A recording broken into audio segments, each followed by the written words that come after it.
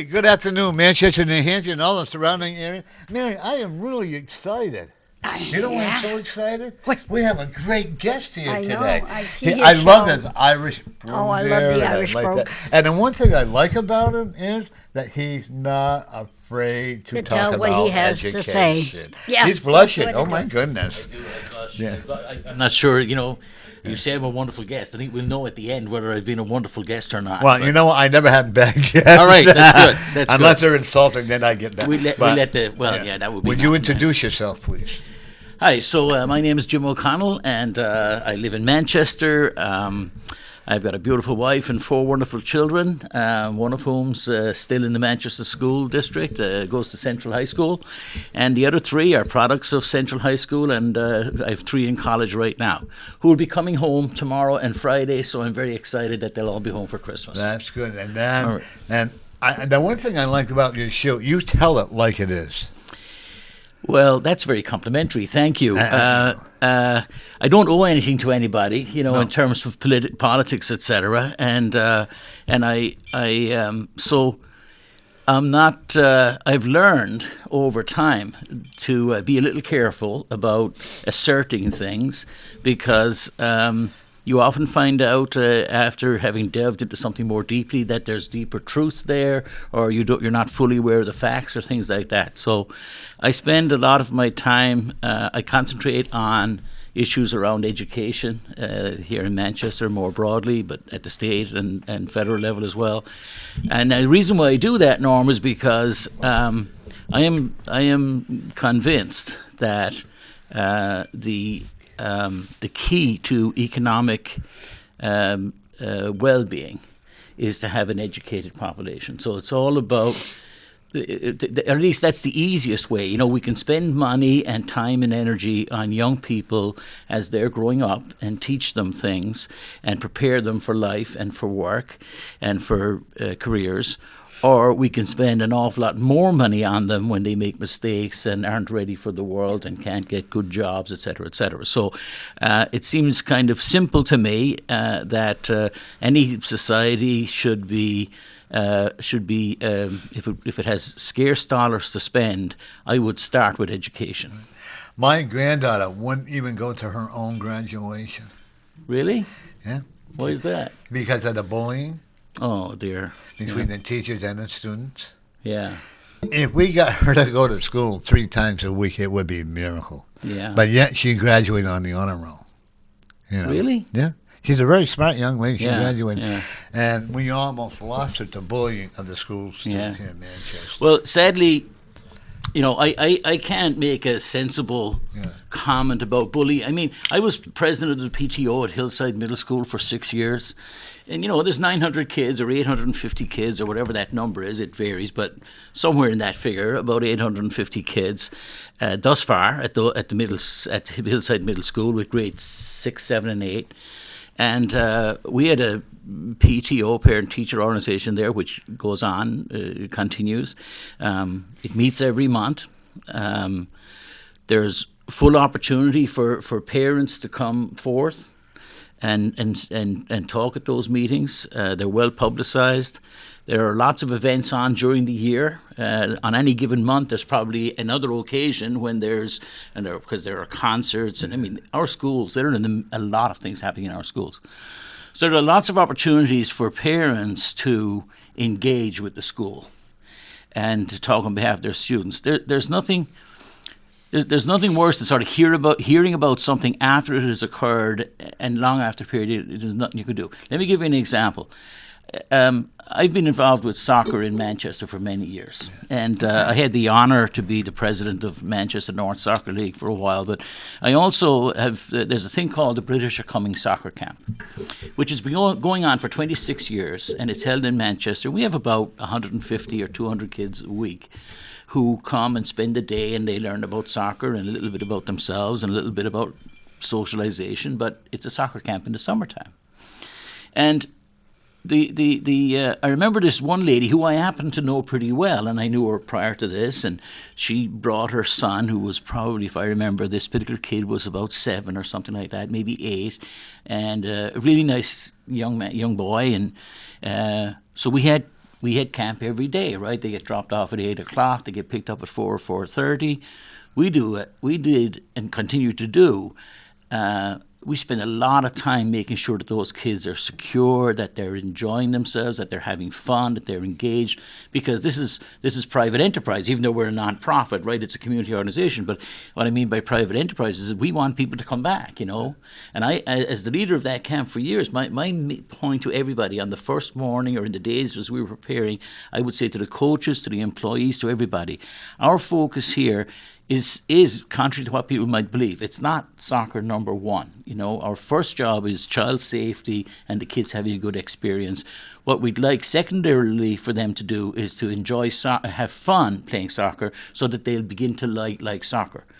The third, fourth, or fifth thing down the pipe is making them better soccer players and training them and all that, especially the little kids, And they love it, And they love it. So, but back to the point, because it ties into the bullying, and I'm sorry I've gone around a little, but this one lady said to me at lunchtime on the Friday, so the kids are there Monday through Friday, and at lunchtime we have a kind of a celebration, and people get trophies for scoring goals and things. And this lady, who was somebody I knew, walked up to me, and I said to her, so, we'll say the kid's name was John. I said, so John, who was standing there, so John, you had a good camp? And he said, oh yeah, like this. And she said, well, I just want to tell you one thing, Jim. She said, he was being bullied this week, and he would have been, if that hadn't happened, it would have been a better camp. Now, I'm not criticizing that mother, right? I mean, she was doing what she thought was best. But I said to her, this is the only time this week that I can do nothing about that is right now. If you told me on Monday night or Tuesday night or Wednesday night, we would have, because things happen all the time. Yeah. Guess what? Kids bully. They probably bullied in ancient Greece and Rome. They probably bullied, been going on forever. So it's really about what you do to ameliorate it, what you do to cope with it. So I recognize that bullying is an issue.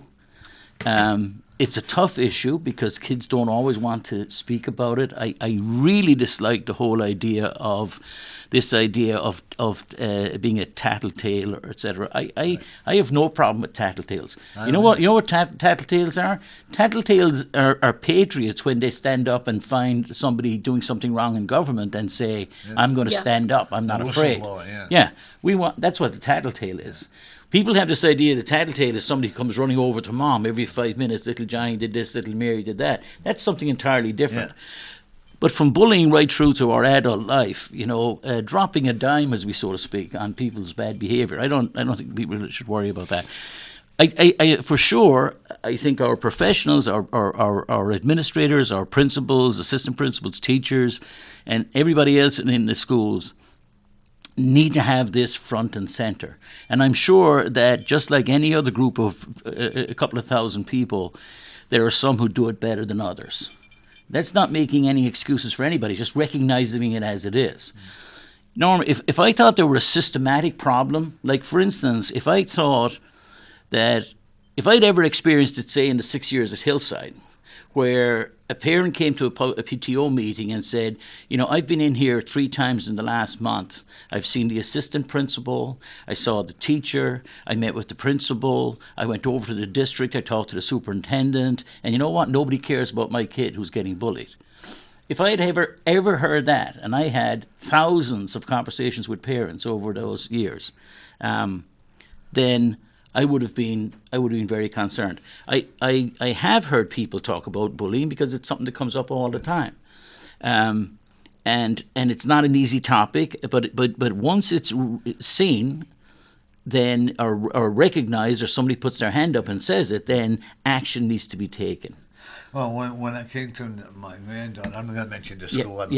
Okay.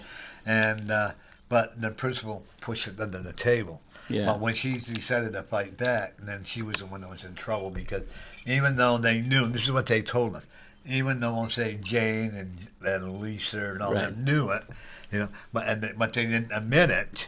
So the only one that suffered the consequence of the bullying was the one who was being bullied. So they transferred to another school 3 weeks before she was going to leave the other school. Oh. So she had a very bad situation. But I'm so proud of her because we almost lost her because of bullying and suicide. So she married. She turned herself around. Yeah, she turned herself. Right. She's now in college and she's doing really Good for well. her. So good for her. You know, those are the stories you want to hear, right? Yeah. Because you mentioned suicide, and suicide is a significant issue in the United States for generally, but it's also an issue for students, and for young people, and but.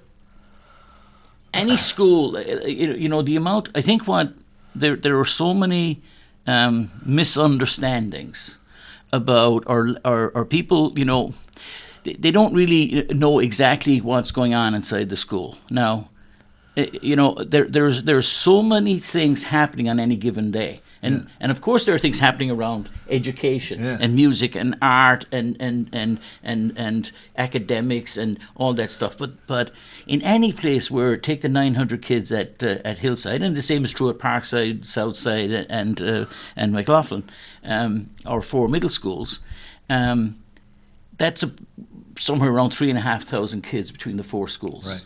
In those 3.5 schools on any given day, there's a kid whose mom just passed away, a kid whose dad just went to jail, a kid whose next door neighbor was shot, a kid who's got a sister who's had an overdose, a kid whose uncle in Hawaii has had a heart attack. It doesn't have to be something that happened in Manchester. No.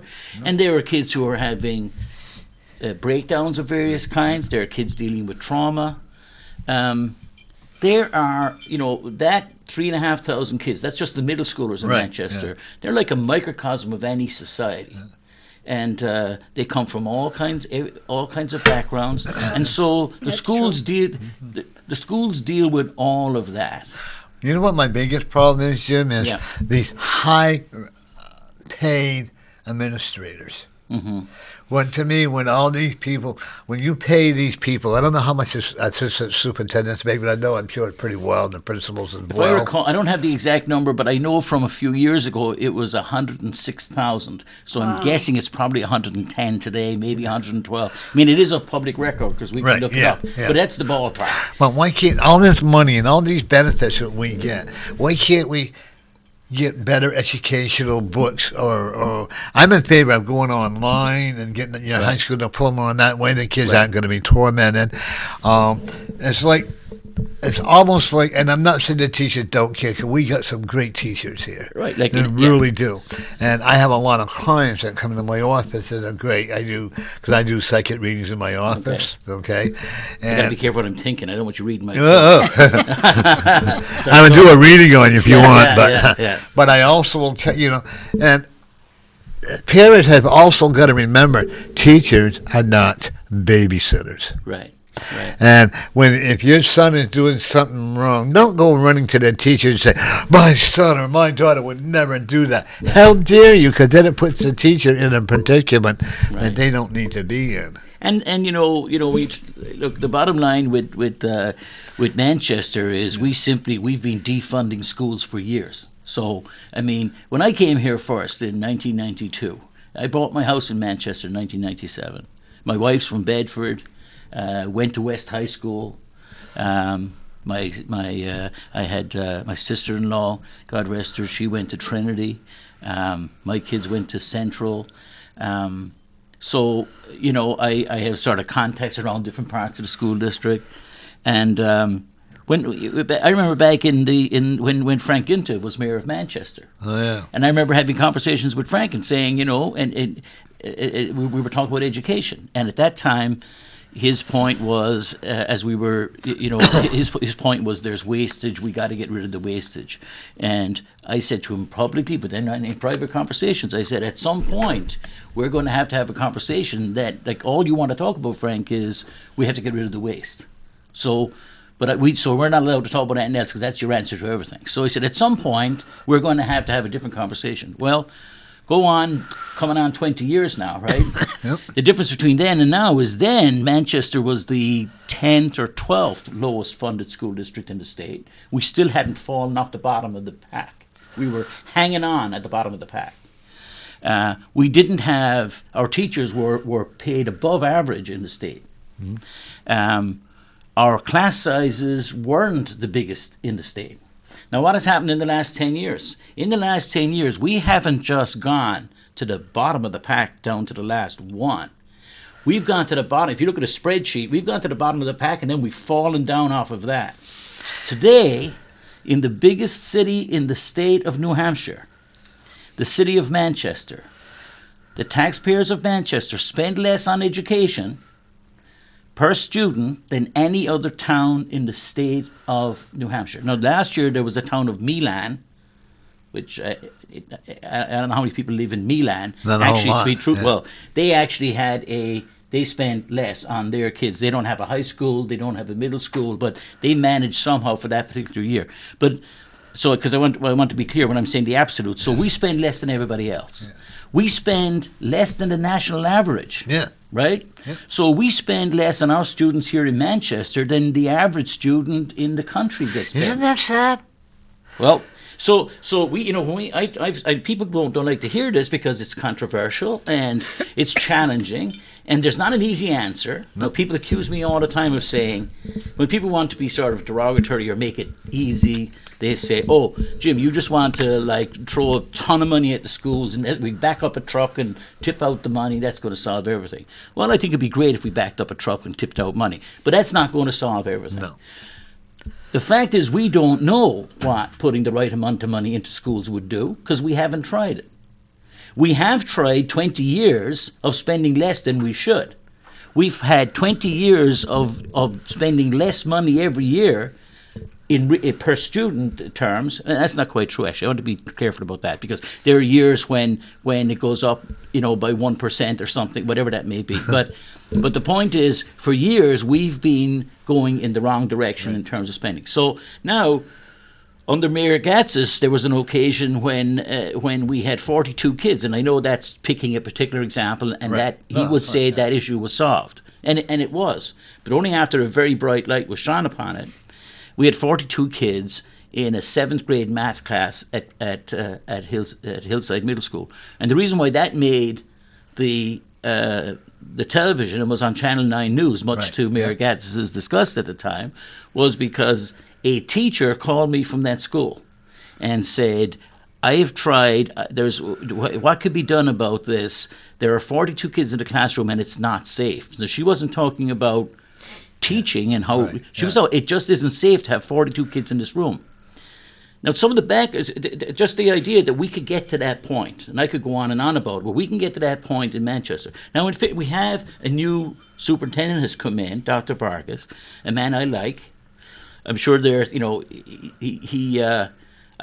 would do things differently. Not that I would ever be able to do his job. He's a talented man, but it's not that I'm going to agree with everything he did. But he certainly is a capable person. And the school district has done a better job of lowering class sizes over the last 3 years. The Board of Mayor and Aldermen found an additional $2 million last year, not this current year, last year. And the school board made a commitment that if they were given that $2 million, they would spend it in the following 8 or 9 places doing these things, which they did, because the complaint from the alderman was always, "We give you more money and you go and you spend it on something that you shouldn't." But we've never replaced the large numbers of teachers that we eliminated 5 or 6 years ago. And you know what bothers me? Down and closing the West Side School down, they want to make that into an administration area. No, they're not closing it down. No, West. Oh, they're not closing it down. No, okay. So the administration has moved out of Granite Street where it was, because we had bought that condo. We could talk about that decision. Yeah. That's back in the past. But the fact is now that as of the Thanksgiving break, the city school administration is now inside in West High School, and the facility at Granite Street that was has now been handed back to the city, and the city will dispose of it. So it's likely to go on the market for sale, and the properties. What always kills me is taxpayers' dollars.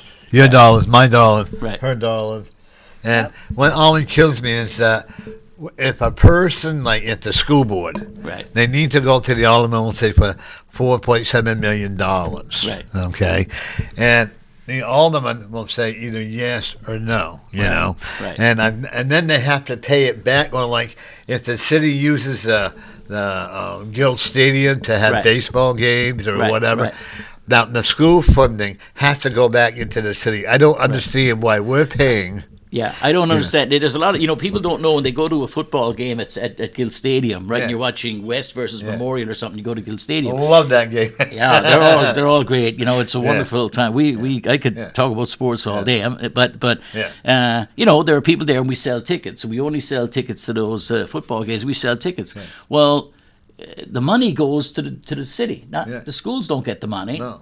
So it's school children playing, right, and our high schools playing each other, right. And whatever the lousy amount of money is they collect, I don't know. Maybe it's $3,000-$4,000. It would pay for stuff, but it goes to the city. I don't like to demonize anybody here, and so because everybody, I think most people at least, or 99% of people, or whatever that is, most people are well intentioned. They're trying their best, but sometimes people don't want the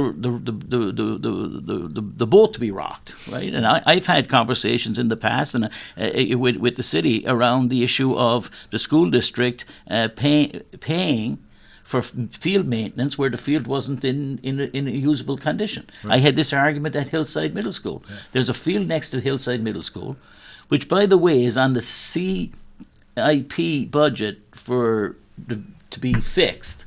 I had it put on there. I was part of a process that got it put on there in 2013 or 14. It was scheduled at that point for 2022, but that was fine, a 7-year window. But it's been bumped out a few times since. We'll see when we get to it. But if you look at Hillside Middle School, there's a field to the left-hand side.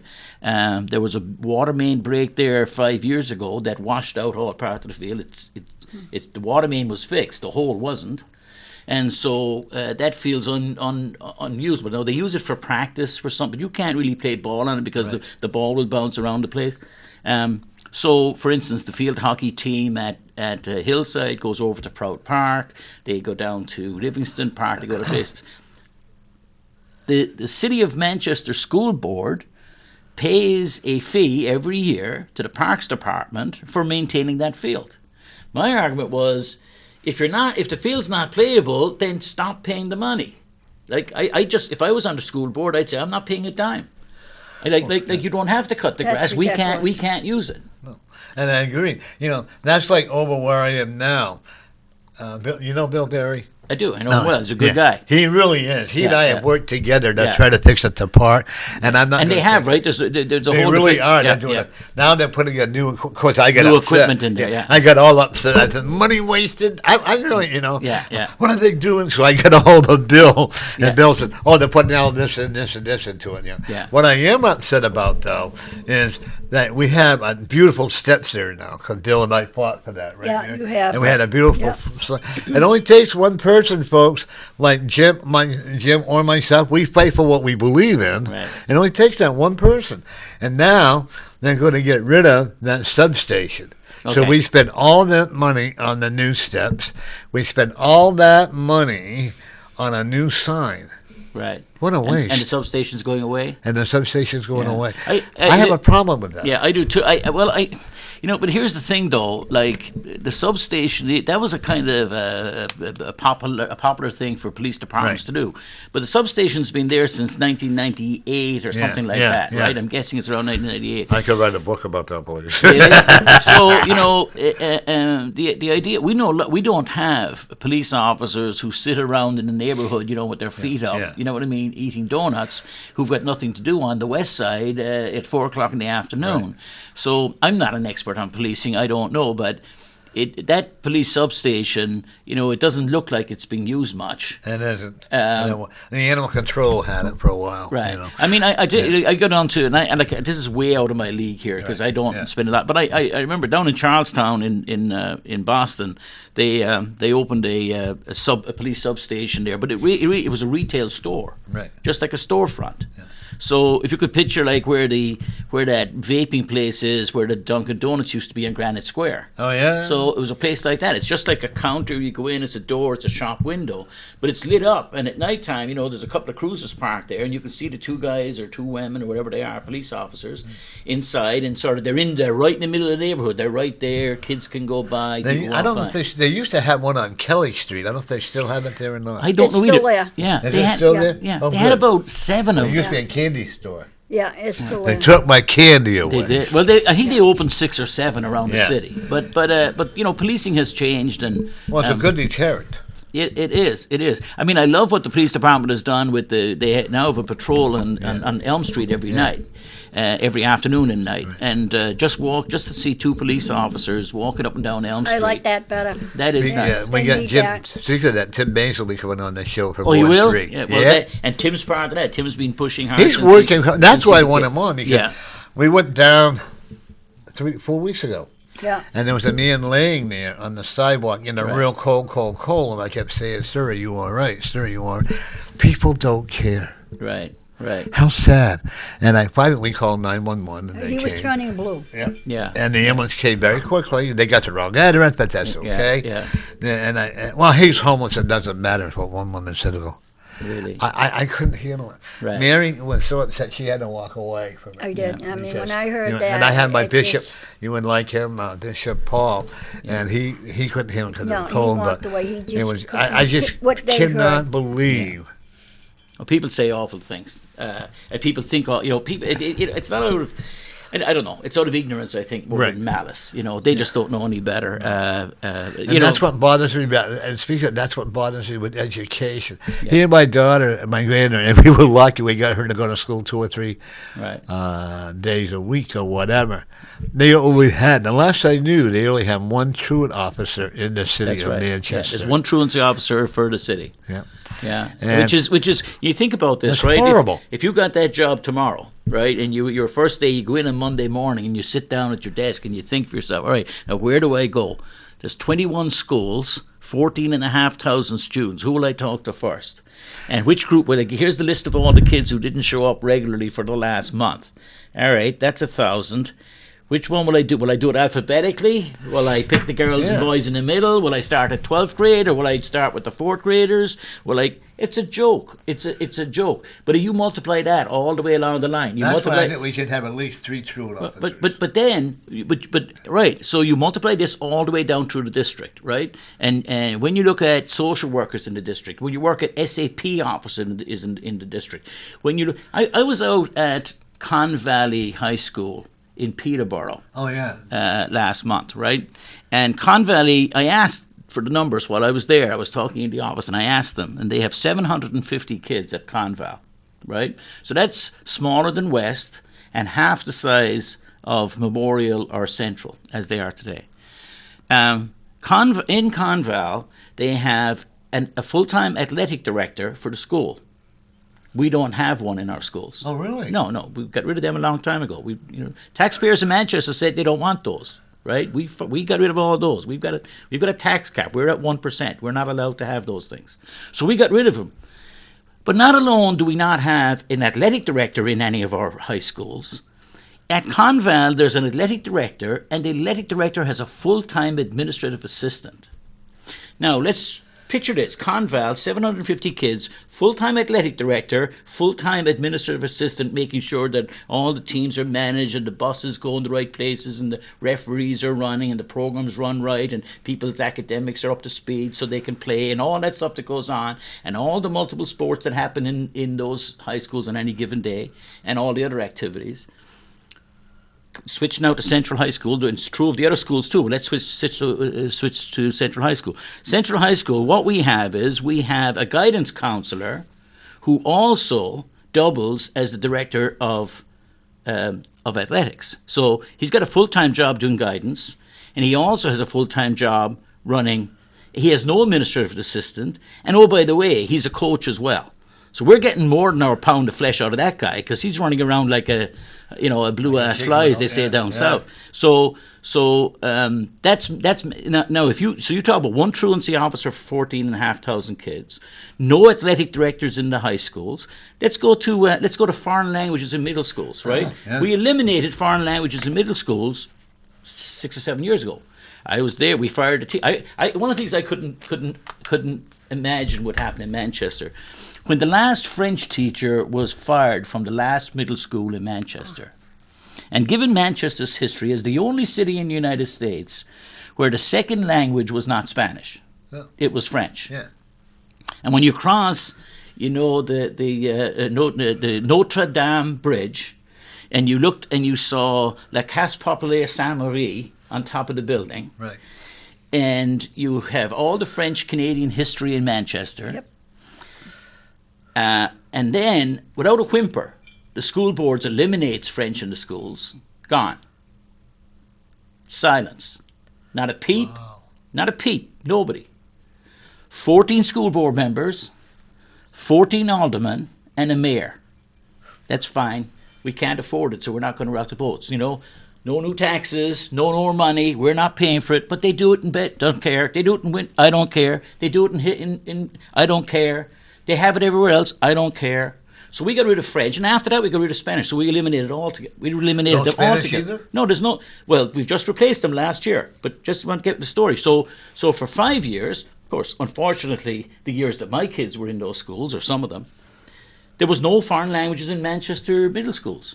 Now, you go and search around southern New Hampshire, you try and find me a town half the size of Manchester, quarter the size of Manchester, poorer than Manchester, less sophisticated than Manchester. They've all got foreign languages in the middle schools. So we eliminated it, but this is what we do in Manchester because we're smart, see? So because we play games. Because you can look at the curriculum in Manchester, you look at the middle school, and you'll see that the middle school still has woodwork. Great. We've just put foreign languages in. We now have Spanish put back in the middle schools for the last 2 years. Great. We have cooking, or whatever they call it, home economics. They call it something else. I've forgotten the name. We have that. And we have computer science. Those are 4 of the unified arts. Now, 5 years ago at Hillside Middle School, there were 4 unified art teachers. Today, there's 1. So what actually happens is, if you do the math and you take the 850 kids at Manchester, at Hillside, and let me make it simple. If all of them wanted to do computer science at least one time during their 3 years in the school, they couldn't do it. The math will tell you.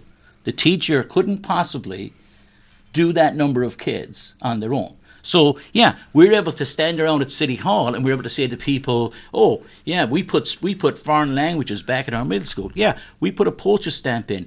We've got a teacher who shares their time between 2 middle schools, so they spend half the week at one middle school and half the week at the other middle school, right? So that's 2.5 days a week, and they can do as many Spanish kids as they can get into a Spanish class in those 2.5 days. But we're able to check off the box. Now, what that's meant to look like is if you go back 10 years ago when there was a French teacher and at least one Spanish teacher in the middle schools, and any kid who wanted to do foreign languages could do it. So these are the games we play. So when you cannot get away from the fact that when you spend less than everybody else, I know people don't want to talk about money, but when you spend less than everybody else and you don't have the moral fortitude and leadership qualities to stand up at election time and simply face people right on TV like this and say, I'm the mayor of Manchester, and I'm telling you I'm a fiscal conservative and I don't believe in increasing taxes. But our schools are the least well-funded schools in the state of New Hampshire. It's an embarrassment to us. You people should know about it. You shouldn't be allowing it to happen. We need to increase spending on schools by 5% over the next 5 years at 1% a year. Whatever that may be. My argument with Ted Gatsas, for instance, for a long time, and he and I were kind of at loggerheads on these things, was because I was trying to say, my point was, look, if we can agree, like we know they're the least well-funded school. It took a long time to get agreement on that because we played all kinds of games with federal funding and state funding and formulas and adding and subtracting. But what I wanted to do was get to a point where we could agree that that was the case. And the facts are there. We could look them up right now on that computer. I wanted to flip the conversation to a new place, which was, okay, what do we do now? Like, because the answer can't be to simply tell the taxpayers of Manchester, fork out a ton more money, right? That can't be. It should be. We shouldn't be afraid to ask them for some, but it's not as simple as saying, give us more money, we're going to fix the problem. But there are things we could do. We could say the federal government funds special education at 17% of what it costs. Now, when special education was originally set up, the plan was that the federal government would fund it at 40%. They funded at 17%. It's a major cost to education. Up at the State House, we've had the state of New Hampshire passing down costs to Manchester for years. If we take the state pension plan alone, just for teachers. Now, be aware that when the state entered into an agreement to have a pension plan with the teachers in the state, this had nothing to do with the city of Manchester. The city of Manchester wasn't asked its opinion. It didn't get a vote, and it wasn't at the table. It was a state agreement, just like state employees. It was a state agreement between the state of New Hampshire and public employees. Well, along comes, we had the Bill O'Brien leadership that took a scythe to all these things back 5 or 6 years ago, and part of it was to pass the cost of the state pension down to Manchester. Manchester wasn't asked, didn't get a vote, and wasn't at the table.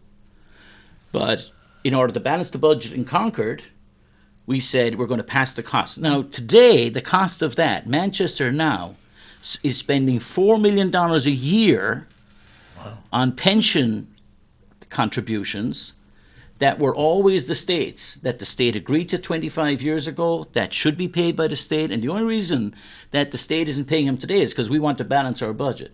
So it drives me nuts when I hear Governor Chris Sununu talking about a current budget surplus, that we have a surplus in Concord. And I'm sitting there going, well, part of the reason you have a surplus in Concord, because I, as a taxpayer in Manchester, am contributing to an extra $4 million money that you pass down here. Let me be fair. Yeah. I shouldn't. It's not about Governor Sununu. You know, I know. Yeah. I mean, him and all the people with him. Right. You know, it's not. I don't want to be. Yeah. I don't want to be. You know, he didn't get up one day and said, "Let's do this to Manchester." Yeah. Right. Let's be fair. Yeah. But the fact is that that if we just that one item, if that hadn't happened in Concord, then that $4 million, roughly speaking, you can use a calculation. With new teachers coming in, the starting salary in Manchester is around $36,000 a year for a teacher. And so with loaded costs and healthcare, whatever else, you can talk, roughly speaking, it's about $50,000 a teacher. So $1 million is about 20 teachers. So that $4 million a year that was passed down from Concord would give us 80 teachers that we could hire if we actually didn't have to pay that one cost to the state. Now, we had our own public representatives here in Manchester, up in Concord, voting against the interests of Manchester schools, which they do often because it's broken down ideologically. And I would like to hold their feet to the fire and say, every time you do that, when you come knocking on the doors of Manchester, don't be telling me about fiscal rectitude when what you've done on the other side of your hand is pass down costs to me that I'm paying on my property taxes. So the state of New Hampshire, we have at our university system, we have the most expensive public university system in the United States. Go over to Barnes & Noble or go to the library, pick one of those big, thick, kind of like phone book things about college and all that, and you can find it there. Or go online and look it up. The most expensive, I know I've gone on a long time. The most expensive university system in the United States, public university system, is in New Hampshire. Well, my understanding on that, too, is that the people from out of state get a cheaper rate than the students in our own state to go to the university. I don't know that's how not true true. That's not true. That's not true. Okay. I have a son at UNH right now. Okay, so and if that was true, I'd send him down to Massachusetts for a couple of weeks Well, and have him this is apply. what I've been told by this. I'm glad you're clarifying that for me. Well, this is true, and this is like some stuff is sort of opinion, and it's the way you look at it or something. But some of that stuff, like you can look it up. It's like right there, and it's pretty clear. Pretty interesting. It is. Isn't it? Well, I'm glad you came on. So here's another. So because we have the most expensive public school system. The most expensive. I wish it was public schools. The most expensive public university system, because of the lack of funding. Again, we just we're the live a free or die state. Get on with it. If you don't have it, tough. So because of that, the students in all of the United States who have the highest level of student loans upon graduation. Any prizes for guessing which state has got the kids with the highest amount of student debt? California. No, good old New Hampshire. Is it really? Oh Yep. my gosh! We've got the highest. Our students. I'm glad I went to college when I did. Our kids have got the highest student debt in the United States. Isn't that sad? It is. Now, just to kind of play with some numbers. Hold on go a ahead. minute. Yeah. Folks, if you have any questions for Jim, number is area code 603. What the hell is it? 640 3091. Don't hesitate, and he'll answer them. Okay? Well, You'll try. I'll try. Okay. I'll try. But I guess one of my major concerns are that kids don't want to go to school, and my concern is that, like, I know a young lady who hasn't been to school in 2 years, and she's 12 years old, and no one is forcing her to go to school. And that's not. I mean, that's against state law, right there. That's what I thought, Right, Right. right. And this was told to me in confidence because I'm not only a counselor, so I can't reveal. Right. But I also, if they come to me in confession, I can't either. Yes. But as you parents and all you people that complain about how the school board is running schools, you complain about how the aldermen are running things. But I'll be damned if you people don't re-elect the people back into office. Right. I have a lot of confidence in the guy that's coming in our show. I have a lot of confidence in Bill Berry. He's my idol. And I also think you should run for a school board. Yeah. Shake them up. Well, if you want, let me say this. I talked on my show the other day about this. Like. Oh, I watch the show every week. Well, I say it often because I mean it. That people who run for public office, and that they're due our respect and our gratitude because when we're at home eating our cornflakes or having our spaghetti, they're at a public meeting, and not just the one that you see once every 2 weeks, but there's subcommittee meetings, and then of course there are people knocking on their door, ringing their bell, and whatever every day with different things. So it isn't a small amount of work. Secondly, so we do owe them respect. Secondly, and gratitude. Secondly. Many of them are reasonable and nice people when you meet them and are well intentioned. I wish I could say all of them, but I don't want to be mealy mouthed about it. So almost all of them. Well said. Yeah, I agree. You know what I mean. Yeah. So I've met most of them, and I got to say, it's 2 or 3 of them. Well, I'm not gonna like you just said. I'm going to mention names. And even them, it's not like that they're like, I don't consider them like bad people who are but just So anyway, but the vast majority of them, right? They're well intentioned. But it's kind of like Congress, right? Everybody likes their congressman, but they hate Congress, Right. And it just once you get inside that chamber, it drives me nuts, and that the amount of time that is the little amount of time that's spent on issues around the actual kids in classrooms, schools, buildings, teachers, etc. Keep talking. I'll be right back. Okay, so we spend so much time on issues that aren't core to That's teaching, true. and that's the part that sort of. So I think that sort of being at a PTO meeting, organized, helping out with the school play, helping out with the school band, helping out with a school team, organizing a fundraiser for the robotics class, helping parents negotiate the system, whatever it might be, that it's more rewarding. Yeah. I'm not saying it's the people who are like I go back. I don't want to make apologies for the people who work hard as public servants, but the fact is, in the city of Manchester, and I know I don't want to insult them, any of them, because I know many of them, and many of them are friends of mine even. But, as a body, the bottom line is we have gotten to the point where our schools do not have the funding they require. And there's way too many people going along to get along. Isn't there a grant that the state can get? Well, there's funding that comes from the state. So the state, under the Claremont decision, right? So there have been different funding formulas. So the state does supply some of the money. Not all the money is paid for by local taxes. So there's local funding from local taxes. There's state funding, and then there's federal government funding, and then there's federal government funding for, like in the case of special needs kids. There's the Department of Agriculture pays for a substantial part of the cost of meals in schools.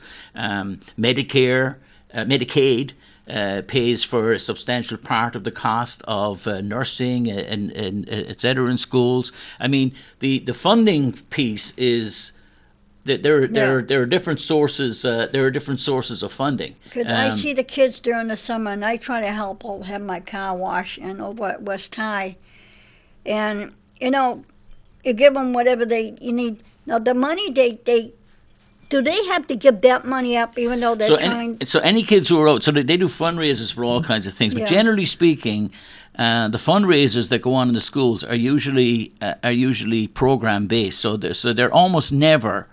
There could be one case one time somewhere, but generally speaking, if you see kids doing a car wash, they're doing it for the cheerleaders team, they're doing it for the football team, they're doing it for the robotics team, like the DECA Club, which is a business club for high schoolers, and they go and compete at a competition like down in New York. Well, they go out and they do fundraisers to get the money for that. So all of that money stays with them, and there are really no fundraisers that are held that for the school itself. There are PTOs who hold fundraising events like bake sales and things like that, and that usually is the PTO is in command of that, and they decide to spend the money on different things. So at Hillside Middle School, we have a big fundraiser every year, and that money is then it's kind of convoluted. It's spent through the. We would let's say if we had $10,000 that we had fundraised for technology, which we did at one point to put in laptops or computers or smart boards, whatever is into schools. We put in at one point at Hillside, we put a kiln in, for doing pottery, because the kiln that was there had been there for 20 years, 30, 40 years, a long, long time. And it didn't work very well and all the rest. So the PTO, and these are things that the school board and the district is never going to pay for. So whether they should or not is a separate conversation. Maybe they shouldn't. But the point is, it's never going to happen. So we put a kiln in there, and of course the kids love making their pottery, and that was great. So fundraisers, there are parents and groups all the time out doing work and raising money to help our schools. And in recent years in particular, more and more businesses have become involved in which is wonderful to see, right? These public-private sort of partnership things where businesses are coming in and they're sponsoring things and helping with things. And we've seen there are so many examples of that. There's the Velcro company at West High School. There's the trades industry through Jimmy LaHoo, who's a school board member, was involved with that through his company Procon. And the details exactly, I don't want to speak out of turn. He was the building trades industry or an industry group, and he'd be able to address it directly. But they just started a program which, by all accounts, is very successful at Parkside. So there are lots of, we've seen lots of. We saw the STEAM program at West that was funded too. But so there's lots of private companies doing a lot of different things. That's so amazing, and Tim is here too. So it's a give good that to thing. both of you. Yeah. But I'd be happy to, you slide down that way. So there, the big thing that when you think about our schools really is the fact that you've got 14,500 kids. That's like that's bigger than half the towns of New Yeah. Hampshire. Yeah, You know? even when I head up the Daniel Webster Highway, I see kids there. Yeah. You know, car washing. You know, it's cheaper, folks. You see something like that, give them a few bucks. They're happy, and that Yeah. helps out the kids too. Yes. Oh, yeah, yeah. And those anytime. Yes. I mean, any kid. First of all, when kids have taken a Saturday morning and they're not lying at home in bed, or they're not, on their iPhone, but they're out doing a car wash to raise money for Yeah. their school team or something. It's keeping It's a them good going thing, and for so sure. anytime you can support, that's Yeah, where and I do. that's what it's all Yeah. about. Alderman Baines, how are Ladies you? and gentlemen, Good we to are see you. honored to have the Honorable Tim Baines. Baines. Hey, I got it right. That's why I have a co-host, because I can never remember names, right? And sometimes I have to. Right, then we talk to each other. And Jim been here enlightened us about the education. And how did you get into all of this, Jim? Oh, I think that was pretty easy, right? My kids, I had 4 kids Yeah. who were involved in the school system, and I decided early on I wanted to be involved. I didn't want to be a helicopter parent, interfering, but I did want to, why would I be on the outside? Why would I be asking people at the supermarket about stuff that happened, or talking in a bar or someplace else, even someplace as nice as Mint, chatting to people about... Well, hey, man, for free. There you go. I'm going to get a free chocolate, one of those little chocolates he has. He'll throw me one when I go in the next time. But, or chatting at Mint about the schools or something, I should go in and I should find out what's going on and talk to people. So and it was great, and I had 6 years as the president of Hillside, and they were great 6 years. We got some things done, and it actually was very helpful in many ways. It helped me with my kids, but also... Did you smack the kids? Pardon? Did you smack them? No, I didn't need to. I used verbal zingers. But, anyway, so that's how it was. Just basically a function of having kids in the school system. Yeah. Now this is your first year as alderman, right? Yes, it is. Yeah, and you're doing a heck of a job, by the way. Well, thank you very much. I am probably one of the most critical people I am not bashful. I know. I feel like I'm in the hot seat. You are. This is my first time here too, and, Very well. And I'm waiting for the zinger to come. Oh, they'll be coming. I've been treated pretty well so far. I've been doing this now for almost 20 years, and I love every minute of it. Good for you. Freedom on the American Express, of Absolutely. speech is one of the things. One of the things that you and I have talked about is a homeless thing. Sure. That is, the other day, a month ago there, we went down in front of You that took Baker's. Yeah, I took pictures. They've been on there, and the Baker's bakery down here, and there was this guy. He was laying there, and we kept saying, "Wake up." And he wasn't waking up. He wasn't. And one lady said, "Oh, well, he has seizures." I go, and she was going to put water on him. I go, no. I got to say that the ambulance people did respond very quickly. I got to give them, even though they got the mix at it, but they came. And for some reason, they shook him and he came too. But had we not done that, He was turning blue. He was turning blue. Sure. And I wish my big goal, as I said to you, Jim, earlier, is I wish that people would care about each other more. What do you have any kind of a solution that we can help with the Sure. or a committee that I would be more than willing to work with? Sure. This issue is... You got to put your mic up closer. You got it. I'm very sensitive to this issue. It's a very a delicate one. We have a lot of people that are in need. I think...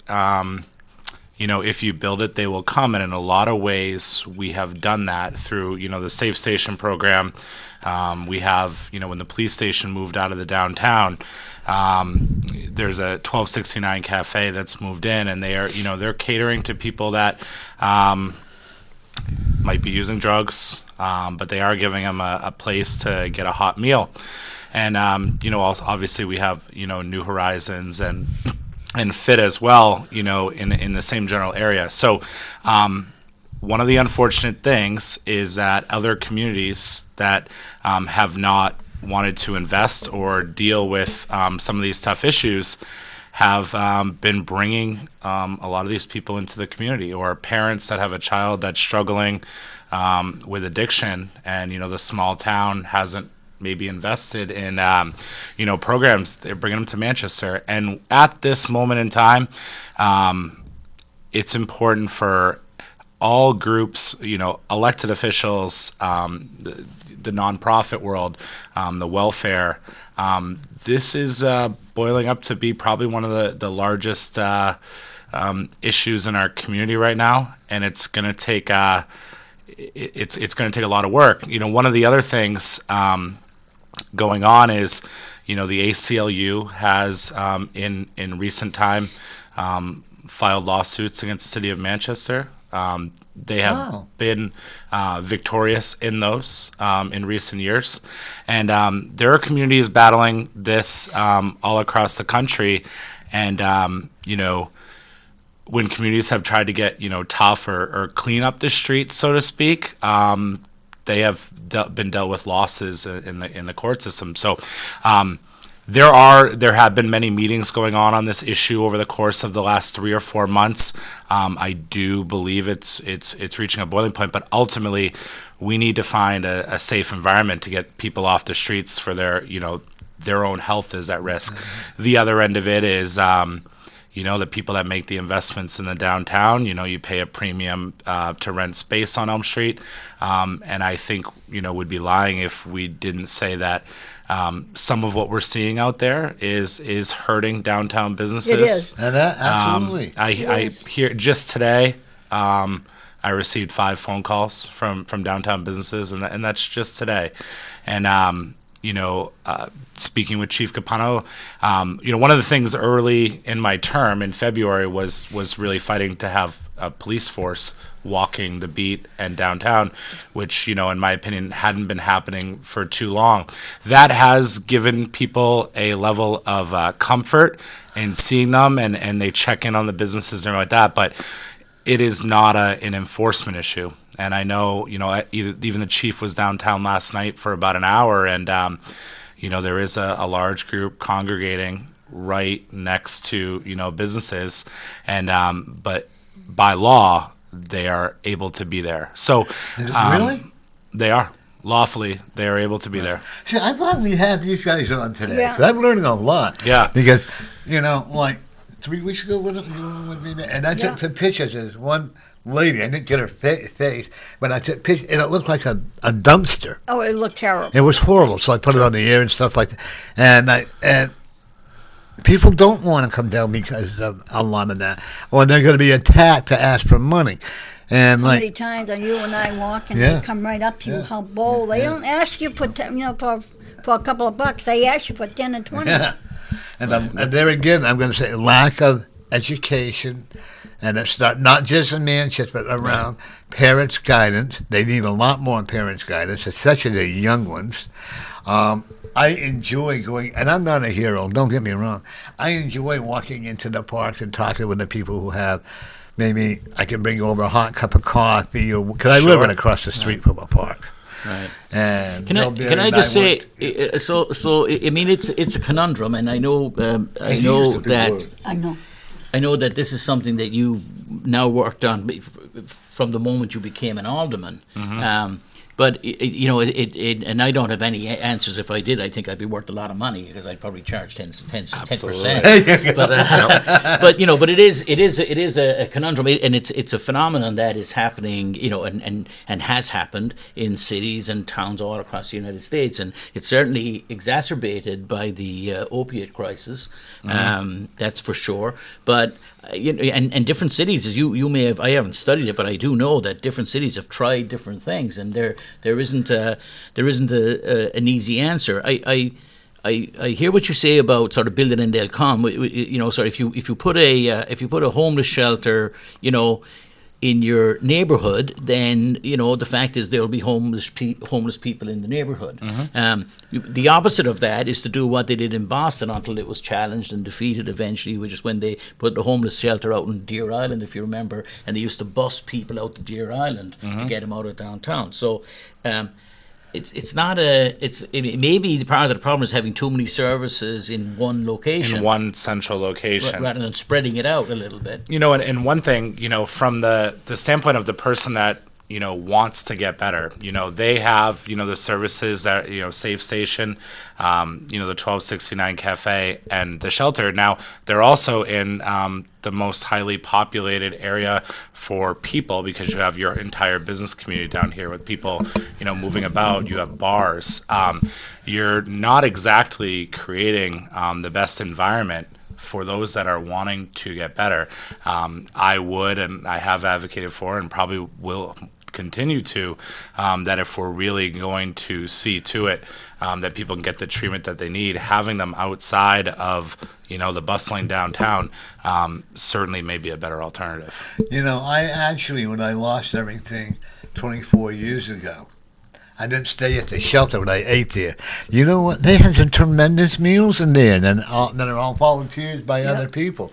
And this one lady, because I was rebuilding gave me a pair of markers, and to her it was nothing, but to me it was like resetting my life.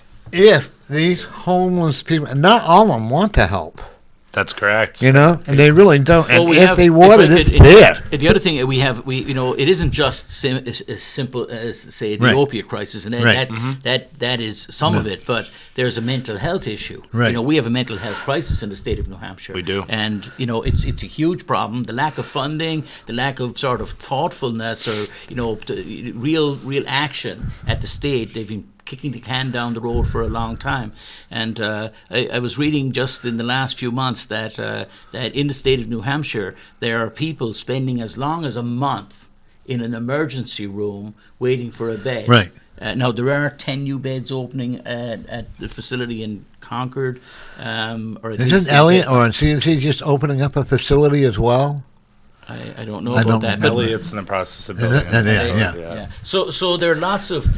The other thing I think, Tim, is that it's also a matter of degree, right? Like what has happened in Manchester in recent years is that it's become more. Because there's almost like it's not like you're going to eliminate this. Yeah, no. Like anybody who lives in an urban area kind of accepts that there's going to be, if you go out 7 nights, one of the 7 nights somebody comes up to you as you're going and said, have you got $1? Yeah.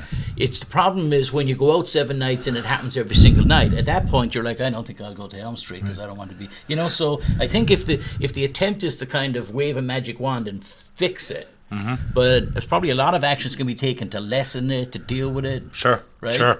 There's no question. Yeah, it's certainly not an issue that's going to go away. And, part of this is, our city is growing. There are a lot of great things going on in and around the downtown with investments that are being made. And, obviously we have some significant challenges in this community, but, part of it is growing pains. I completely agree with Jim. This is not something that is going to go away. But, I do believe that while we do have some outreach programs in place, I think we need to be having social services on the streets every day, doing what we can to educate these people as to the services that are available and trying to get them off the streets into a better environment. But you got people that's out there, like I said last week, a young guy, I would say he's in his 20s, and he come up, they don't ask you for $1. He says, you got 10? Or do you have 20? I said, I don't have either one. A friend of mine offered a couple of people jobs at $15 an hour. Take it. Wow, yeah. The old restaurant, the old-fashioned restaurant right near the public information there? There's 2 buildings that you can go down into the cellar, and it's all like 2 that. bathrooms? Yeah. Why couldn't they convert that into making like from the homeless shelter, to find a way? Maybe they could go in there, maybe they could keep warm. It's just an idea, and I don't want people picking up. No, I'm not going to, and I'm not going to push for the bathroom to be open all the time. Sure. But why couldn't we find a way to open them up? And can they, I remember when I first moved here. I know, and I don't know what the undertaking would be to bring that back alive per se, but I do think we may need to look into an emergency type shelter situation where we can get some people off the streets. And I actually spent most of my day on Monday going around to the park and to the people that were sitting on Elm Street, and I really spent the time to get to know them and understand why they're there. And there's a ton of different reasons, why they're there. I spoke to one gentleman that was frustrated, and I asked him why, maybe he hadn't gone to the shelter. And the reason was he would have, said that, he there may have been bed bugs or lice and those types of things that had caused him, angst the last time. Also, that he would have had to have been in the shelter by 6 p.m. or 7 p.m. the previous night in order to stay during the daytime the following day. I do know that there are efforts underway, and part of the merger with New Horizons and Families in Transition under Maureen's leadership is to try to relax maybe some of those restrictions that are going on. I know you even mentioned the great food, and they've actually stepped up the dining. And I was over there with Mayor Craig, with Maureen Beauregard, Chris Wellington, and a few others, and touring the current state of the facility. And one of the things they were trying to improve upon was the quality of the food and things that they can do to try to attract the quality that they're putting out. Certainly was fantastic. And they're all volunteers that do it. They are. I can remember one of my favorite stories. Is I went into the shelter, and I can remember, two stories, that everybody was still complaining. I can't afford to have sirloin tips every day. Can you? No. And they were beautiful sirloin tips with the everything to go with it, the salad, and people were still complaining. I got mad. And I'm still on recovery from alcohol. Every day we recover, I've been 23 years. And I looked at him, I said, I won't say the language I said, but how can you do this? Go to Russia and see what they get. Go to New York City, see what they get. They get soup and bread if they're lucky. Mm-hmm. Be grateful for I think Manchester has a lot to offer the homeless people. I really do.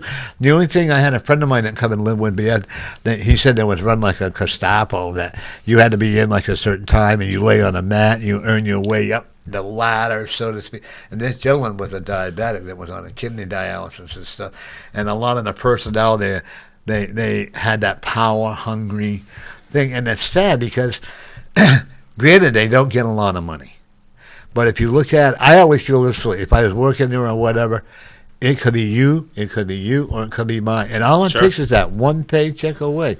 And one of the biggest questions I want to ask to both of you is, these people that are sitting I don't know if you ever go by Queen City Ave or not, and it's this long meridian there, whatever you call it. What happens if they're standing there and they slip and they get hit by a car? Who's at fault? Is the driver of the car at fault? They're going to blame the driver. I can't answer that. I do know that was the crux of one of the lawsuits was they were trying to enforce the people standing on the they come right up to your looking window. Out for them as well, and the ACLU. They'll even knock on your window for money, and I won't Well, you allow can't. it. Well, the ordinance says you can't give them money or you can be fined. I believe we passed that. Am I correct? I don't think they do it. That was the thing from a moving car, right? Right. But I don't know what happened with that, but it obviously wasn't successful because there are still people standing on the. There certainly are. But the reason why I'm asking, because especially at night, and you see these people, and let's be honest, if you hit somebody, you're gonna feel. Well, if I hit a dog, I would feel more guilty. No, but if you hit one of these people, a lot of them are doing it for drugs. But you know what? No, I have to tell you, this isn't going to make it any better. But that the panhandling to that degree, the standing on street corners, wasn't happening 10 years ago. No, it reminds me of the squeegee thing that went on in New York for years, where you could stop at a traffic light, some guy came up with a dirty rag, and the squeegee did it off, and that sort of went away. And in the end, I remember the Bill Bratton talking and saying that. There were 110 people involved, is what he said at the time. He was talking when he became, this is going back 20 years, when he became police chief in New York. And they were on every street corner over a city of 10 million people, but it actually was 110 people. And he said, his comment was, who do you think was going to win? I had 20,000 officers, they had 110. We won. But I know that enforcement is not the answer, but also this idea of panhandling on street corners is relatively new to my way of thinking, because but it's, when you talk about not being a Manchester problem, I was up in Laconia a few weeks ago, and on every street corner they were there. I was out in Keene. I was in Peterborough, and I just, now that it's come to my attention, I'm like, there are people. It's like, so It's like a Everywhere. disease, and I don't mean Well, to be part of the rude thing when is you people will only do it so long as it's worthwhile. You Folks, know? if you have any questions for the Honorable Jim Baines, who is on Ward 3, am I correct? That's correct. Tim. Tim Baines. Tim, what did I say? Tim. Jim? Oh, I'm sorry. Oh, okay. That's And okay. Jim O'Connell? Jim O'Connell. You can call Well, me Henry if it makes it easier. Yeah. That's why I always have my lawyer. I always have a co-host. Let's get those name cards up there. Yeah. But if you have any questions or you have any comments you wish to make to either one, as long as they're decent questions and not going to harm anyone, feel free to give us a call. If you're going to say something negative about one of these people, we will hang up on you. And there is no name call. We got thick skins. It's Incoming okay. calls. Sorry, we got You have to. You got an incoming call. Yeah. Oh, I've been criticized by experts. Hi, welcome to Norm's Community Community Corner. Corner. Hello? Hello. Hi. How are you?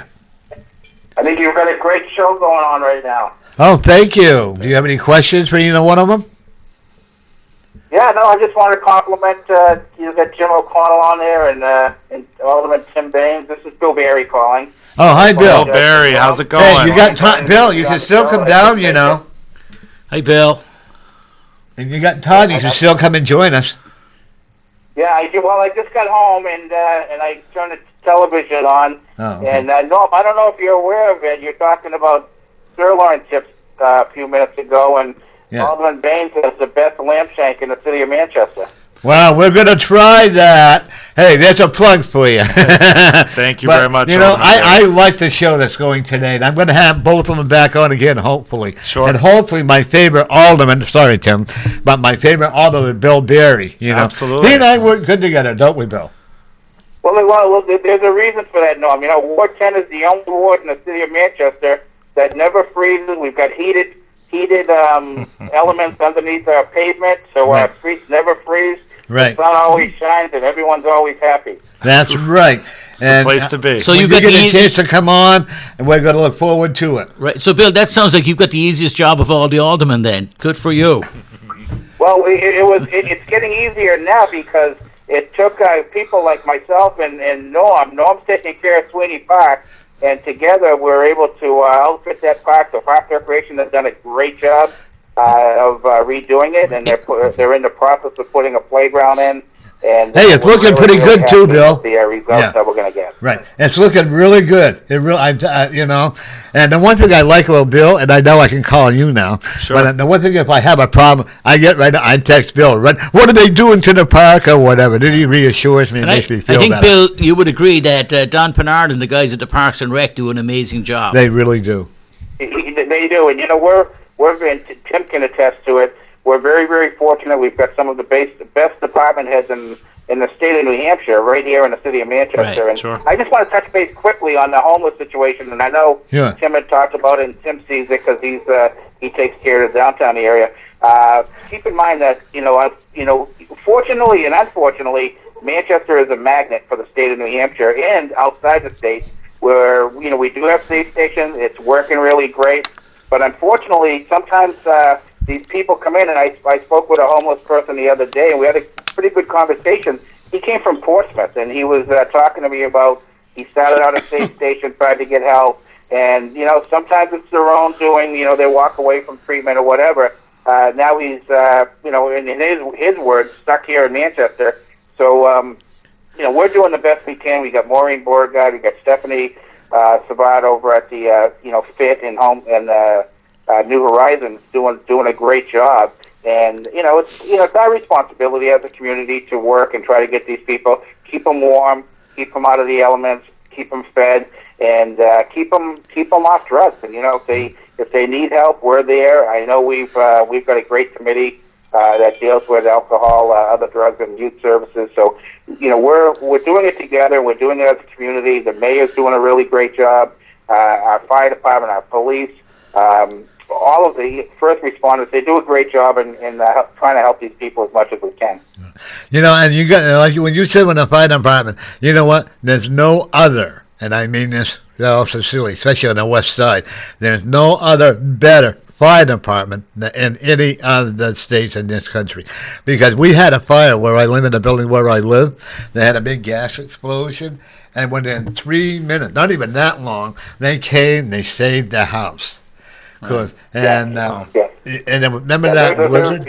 I agree with you, Norm, and I know Station 2 is in our neck of the woods. It's over on South Main, and I've gone over there a few times, and my heart goes out to them and all those firefighters in the city of Manchester for all the work that they do. But when they're in your ward, you kind of concentrate on what they're doing. And I've had the opportunity to go over there, sit with them, have dinner with them, and even go on some runs with them. And it's important to them because it shows them that as elected officials, we really do care. We had some firefighters injured in Manchester last week, as you know. How are right? they doing? I presume they must be doing well since there hasn't been more news. Have you heard any more about that automobile? What's that? About the firemen that got injured. Have you heard anything more about that? How they're doing? I think they're all they're not, none of them are in the hospital, which is thank God, and they're all recovering, and they're doing a lot better right now. Right. Well, that's But Bill, just one other thing, it's easy to sort of say, so we're all agreed, right, that the guys in the fire department and our first responders and police department, etc., are great guys doing great things, and they are, and they. But I know that the chief is worried about it, and others are worried about the effect that the level of work that they have to do is having on the department and on individuals. The nature of the job as a firefighter in a city like Manchester is completely different today than what it was 10 years ago. And I'm hopeful that the resources that we're beginning to see, there's a very long delayed response from the federal government in funding for the opiate crisis, etc. And Manchester, I know, is on track to receive some of that, but it's been slow in coming. And all our public representatives, especially those in Concord and our congressional delegation, this is not our people need help, and our taxpayers need help in paying for all these services. And this is a regional-wide problem, like Mayor Baines. Thank you. Not yet. Alderman Baines, as Alderman Baines was pointing out earlier, and you have too, right? There's a lot of things going on. There's a lot of requirements here, and we need. Real quickly, I'll get off the phone because I'd like to hear Tim Baines chime in on some of this stuff. He's usually never quiet. So it'd be nice for him to talk about some of this. That's true. Anyways, as far as funding, we don't have to go too far. Look at the state.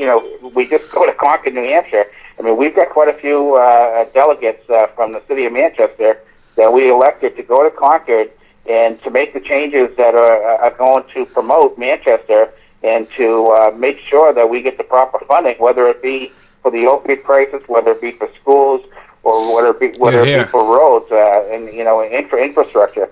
We need those people that we elected to go to Concord and get the job done and start promoting Manchester and start funding Manchester the way it should be funded. Absolutely. Yes. Absolutely. Spot on. I am so glad I got these gentlemen on here. But Tim hasn't said too much. Jim's been doing all the chatting here, so it gave me a break, Well, he will. He will. I'll let you go, and I'll be watching the show. And Merry Christmas to everyone, and you too. I'm sure I'll be talking to you. Thank you. Thank you. Bye-bye. You too. Take care, Bill. Bye-bye.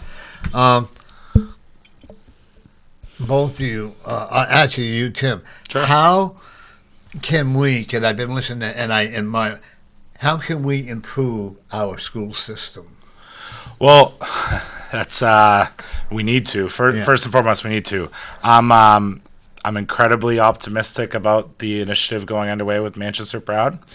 I am been following, been a part of it, and am very anxious to see what comes of this. It is a very thorough process. There's no agenda to begin with. At the end of the day, it's about improving our schools, but they are taking the time through going door to door in every ward, multiple meetings, almost on a weekly basis. Anybody that wants to be heard can be, and it's going to turn into. Oh, they hear me, and they should, and they're hearing from students, they're hearing from elected officials, going door to door, having community meetings. So at the end of the day. I'm hopeful that organization is going to be a part of, with what they propose, a turnaround, with our public schools. Right. We're not going to. I don't use the word hopeful. I use the word no fool. Sure. By the way, folks, in 2024, a new mayor. So just on Manchester Proud, I agree 100% with Tim about Manchester Proud, and it's you know, it's great to see the community, all the community getting together, the business community and community groups, etc. There's actually a listening session for parents going on, I think right now. You can look it up on manchesterproud.org website, but it's at Webster School. There was one earlier in the day today from 10 to 11 a.m. at Webster. Parkside, they were there most of the day yesterday. They're coming to an end of the listening sessions just for the coming up to the Christmas period. But there's one on this afternoon, and it may be 5 to 6 or 4 to 5, but right about now at Webster. Joe, but you can find it on manchesterproud.org. Okay. Richard Gerard, I use the word loose. He was telling me he was at a MEA meeting with the Manchester Board of Education today. That's why he couldn't be on today. So let's hope some results come out of it. Loosen up the purse. Let the children get a decent education. Sure. Do we really need as many assistant superintendents as we have? I would argue that we do, but I'm also not gonna, I'm not gonna pretend that I know, the inner workings of that department, and certainly I have faith, quite a bit of faith in Dr. Vargas, and I think he's great. Put into those roles, and I would argue that they would say that they're understaffed in that office, but I certainly would not say that we have too many. And I agree, and I wouldn't either claim to know the inner workings of everything that happens there. But generally speaking, when you've been cutting to the bone for as long as we have, there are very few stones left unturned. We've had public representative after public representative over the last 4 or 5 cycles of public representatives come to the school board with the declared intention of, I'm going to find where the leakage is or where the waste is, and of course they leave after 2 terms because they fail to be able to put their finger on, because there isn't any. But I think it's always important to keep looking. There's never going to be a day where we're not going to be looking at, are we doing it the right way? Are we doing it the most cost-effective way? And all the rest of it. The one I think that I'm really upset with, and I'm not going to get into it, is the garbage that are going about one person, on Facebook that's doing this, and another person's doing that, and it's not up to. Why can't we let that go and concentrate on the school children? What are people? I think we're all we're all singing from the same sheet of music there. What are they accomplishing? Well, for me, I can say, for me, it was a learning curve thing. It's not that I'm off of Facebook and other social media, but I was never at it all day, every day. No, but I don't know how people I'm do down that. to 1% of what there are things happen. It would have been unheard of 4 or 5 years ago if something was happening in the school district that I wouldn't have put my finger in on Facebook and had a comment to make. It's not that I've suddenly, found that I've less to say. I just don't want to add to the. There's nothing. It's the same dozen people talking, and it's the same ones on the yes. same subject. Let it go. That's why I go on at 8. I'm very routine. You are too, I can tell, and you are too. But I get up at 8:00 in the morning. I go in. I get my cup of coffee. I take my dog out because she insists. But then I'm on from. And we'll say 9 in the morning until 11. Then I don't go back on all day. Sure. I don't understand how people can be so addicted. When half of them that are on there can go and get a job if they want. Right. Sure. I mean, social media adds a different element to the people to the like debate. the horrible. You didn't used to have that. You'd get your news, you'd tune into the meeting or go to the meeting. Now everything's at your fingertips, and you have people weighing in on both sides of issues. Things get much more toxic. The true story of what's going on sometimes doesn't get out there. It's frustrating, but it is the reality of what we're dealing with. Politicians or members of boards that run are strong-minded people, and you do. But it's hard to say that. I don't believe that our board, the Board of Aldermen, acts. We work together more so than what we're seeing from that other board. So it is a concern. I do think it leads into the perception that I think is worse than the reality in the schools. It's unfortunate. I certainly don't have the solution. I'm certainly not on that board, but I think it'd be helpful for everybody that serves the public to take a look in the mirror every now and again and realize why we're really here. And it's not to settle political scores over petty issues. It's to serve the people in the best capacity that we can. I do private counseling in my office, and I enjoy what I do. And I got to tell you, both of you gentlemen, my heart breaks. I had some people that come in from Massachusetts, and they went in there. There were 10 people and every one of them had a member that had died from an overdose of heroin. I have clients that come in who have now they're getting. Hopefully, they'll get together from heroin. Folks, you can say, "Oh, I'm fine. I can only do it one little hit. Won't bother me," or all that. But you know what? That's just like alcohol. I thought I could drink every day, but you know what? I learned a valuable lesson. I had to lose everything to get everything. By the way, I got to tell you that I had some friends, and I think I told you about that came in from California. They didn't tell me they were going. They just went. I was upset over that. I bet. They went to the Mint restaurant on Elm Street, and they would, of course, they had to rub it in. I think that was very nice of them.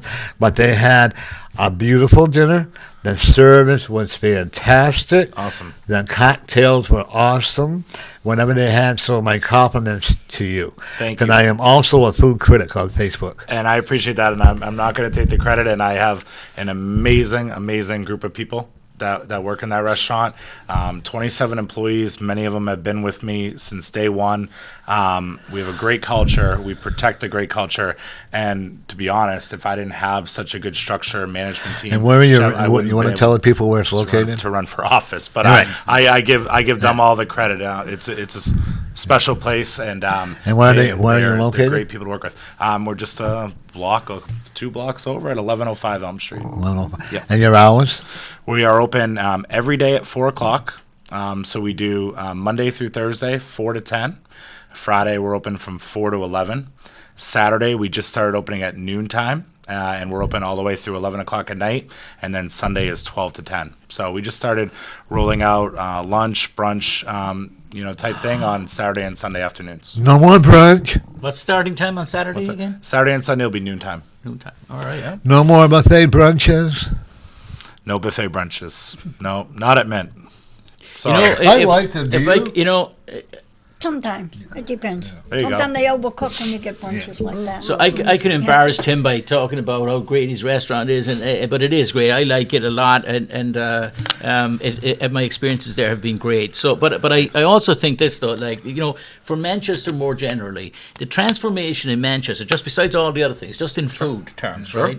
The number of great restaurants in Manchester, and so to maintain a restaurant like Mint in today's environment, you have to be doing things right because the competition is there are so many. You find that really a lot more chocolate, we'll say, than 5 years ago. Oh, no question. I mean, I think you might have 16 to 18 legitimate, nice dining options in and around the downtown. Go back 5 years, it might have just been 4 or 5. It's growing. It become a destination where people used to, get in their car for a nice dinner and have to drive down to Boston. I've been here all my life, and it's. You see from the 50s and 60s and now, what a difference. It's amazing. And I'm a believer that the more the merrier to a certain extent, because when you only have 2 great spots downtown, it's a destination. But sometimes I think people don't even know where they're going to end up that night, but they're going to go downtown, they're going to walk around, and they're going to check out this place, maybe, go in for a drink at one, go get appetizers at another, dinner at another, and dessert at another place. You see people doing that, which is fantastic. And, there's a lot of growth going on. You have, 2 hotels that are, underway. The Rex Theater, which is going to be revitalized and hopefully opening in a year. And, just a Ted Herbert space. You're going to have apartments there. Just approved 90 new apartments that are going to be going across from Market Basket to the north side of Bridge Street. There's a multi-million-dollar renovation going on the old Rax building. They're renovating down at the Bedford building. There's just a lot going on. You're going to see a lot more people living in the downtown, Right. and we're on the cusp of seeing a lot more retail. I know that, which will certainly be fantastic. Do you think I'm going to call it the Verizon? Do you think that makes a big difference for people coming in for dinner? Oh, there's no question about it. The arena, the Schnoo Arena now, and Yeah. I'm kind of just getting in the habit of calling it by its proper name. Yeah. People still do call it the Verizon, but, perfect example, Dave Matthews Band was in town last Tuesday. That ends up being like a Friday night at Mint, and for every other restaurant, people flood. So the economic impact for the employees that are working in those restaurants, if you work at a lot of the restaurants will have a good amount of business on your off days, Sunday, Monday, but when you can pack it, the impact with the service staff and the bartenders are pulling in. It's almost like another weekend night. So the impact of the arena is unbelievable. The impact of the Palace Theater is also great, and the Palace is probably from strength to strength. It really is, and they've really been knocking it out of the park. They've seen their best years, and we might have a 50% increase in a night with the arena, but we might have a 10 to 15% increase on a night with the Palace, and with the Rex Theater, maybe it's 5%. But all those things are important, and they bring more people. When are we going to bring downtown. back football again? I mean, I enjoy football. I enjoyed it when they were the Wolves. Yeah, When they were there. Yeah. Once they up yeah. and gone. We'll have them to invest their money into it. Yeah, See, yeah. Bring back All right, I football. got my $4. There's a Mexican restaurant called La Cater or whatever you call it out on Elm Street. Are you talking Lorena's Cantina? Yeah. Oh my God, that is awesome! I know I have to brag. They do a when good their job. Food is good. They do. And like I said, when I am very well known for my criticism or my compliments on Facebook. I There don't you pull go. punches. Hey, You do I it. the only way can to be. always remember Clam King, how great that used to be. sure. And then these other people took it over. Oh my God, I slammed them like there was no tomorrow. I know. Do you know Al Caprillion? I do. He's one of my best friends. No kidding. Yeah, and All he and right. I went in there for dinner. We were never so rudely Oh boy. treated. And I don't like my food touching. Sure. So just to let you know, when I go in there, I want everything on a separate plate because I get all upset. We will accommodate. Move those Yeah. peas off to the Absolutely. right. And and they made a big deal out of it. Sure. So needless to say, they got a matter of opinion, on my opinion. The owner says to me, well, what if we had to buy 300 extra dishes? I said, well, what if we come in and we all want paying the price for it, and for some reason they went out of business. Oh, But they have a great Mexican place there on the west side, too. sure. And, I got to give Bill a lot of credit. Oh, that hurts me to be nice. It really does. You all set? Okay. That new restaurant on the corner of Granite Street and 2nd Street. Giorgio's? Giorgio's. Yep. That's a good prospect. Now you got the Oaks that are over there. And then we got the new Dunkin' Donuts. Yep. And I also will tell both of you. Where's the new? Sorry, no. Where's the new Dunkin'? I thought I knew every Dunkin' Donuts in the city. Oh, no, There's a on new one Granite somewhere? Street. Oh, new. Yeah. That's Yeah, been a that's- couple years. yeah, they moved it I thought down. I missed one. Yeah, I'm not a Dunkin' Donut drinker. Yeah. Oh, I've And that's had it, a lot of my clients, they bring it to me, though. I have a question. Something that happened just recently, and that's right across the street from you, almost. But that little mini park now on the corner of Bridge and Elm. Sure. So that got passed. It's It going did. to happen. It did. Excellent. It's gonna So be great. there's like a vacant lot on the corner Right, of yeah, Bridge. yeah. And Elm Street, on Right. the north side of Elm Street. Anyway, so what's going to happen to it exactly? That's what I I just know they're said. working on lining up an artist to do, mural on the side of the building Okay. there. I don't know what it's going to turn into, but I'm optimistic that people will use it as a place to grab lunch and Right. whatever. And the Manchester Place in nice apartments that are right across the way. Right, will right. be used. I don't know what it's going to evolve into. I'm Oh. certainly excited that I it was has, wondering. and- Yeah. You answered. You went through it. So are you sure you're not psychic like I am? No. I was going to ask that. I'll be your sidekick. There you Oh, go. sidekick. But the one thing I will tell you, expect 2019 for your restaurant. Expect it to be more than you ever imagined. And why is that? Because there's a lot more success coming into Manchester. don't You know. might have to. Can you expand? I'd have no interest in expanding. I actually like the The way it size. is, okay. Yeah, But absolutely. you may want to have longer hours. Sounds good. You I know, will the definitely dollar take that signs are into going to be consideration. there. Absolutely. All right. You know, For and, sure. Yeah. And the one thing I also will tell you, I do believe you're going to be mayor. Well, that's one of us. My, That makes one of us. my father, my Yeah. son, right? There you go. Yeah. That's one vote. You got to do the man. Okay. And you're going on a cruise. I'm going no. I'm telling you, you're Is this going a on psychic a cruise. reading right now? Am I getting a? I forgot to ask your permission. It's priority. Yeah. There are no cruises in my future. It doesn't have to be right now. Okay. I never tell you. In fact, I am so excited. This I got to tell you. I told this lady 3 years ago to relax. That her daughter was going to adopt a child, and the state rudely in Massachusetts took that child out of the home, the peaceful environment, and they put it in back with a real mother. And they walked in, and now this child is completely adopted by this lady that I told them it was going to happen to. Oh wow. You know, this is what I like about what I do. And I had another lady that told me all these psychics, all these doctors said her daughter could never have a child, and she had twins. Wow. Well, Mary can tell you, I've done a lot of readings on her. Yeah, on You know, my nephew and I too. do a lot of charity events that I do reading because I believe you have to give back to the community what Sure. you receive. Like right now, we're planning an event at the Unitarian Church, and we're going to be doing a healing pause, and that's to help people, like if you have a dog or a cat and you can't afford to pay the vet, or any animal that you can't afford to pay the vet bill, we'll pay for it. That's great. The only thing we don't pay for is the rabies shots and all, because you can get them everywhere. I even told one lady we'll even pay to have her husband castrated.